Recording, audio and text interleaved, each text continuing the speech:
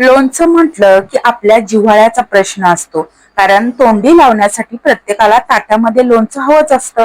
तर मी तुम्हाला 5 प्रकारची लोणची कशी करायची ते दाखवलेलं आहे. तर हे आहे पारंपरिक पद्धतीचं कैरीचं लोणचं आणि हे आहे लिंबू मिरचीचं पारंपरिक पद्धतीचं लोणचं आहे. तर लिंबू मिरची हे कॉम्बिनेशन एकदम भन्नाट लागतं. आणि दुसरं म्हणजे इडलिंबूचं लोणचं कसं करायचं तेही मी तुम्हाला दाखवलेलं आहे. आणि चौथी रेसिपी आहे कैरीचं गोड लोणचं. तर गुळाचा वापर करून हे गोड लोणचं बनवलेलं आहे.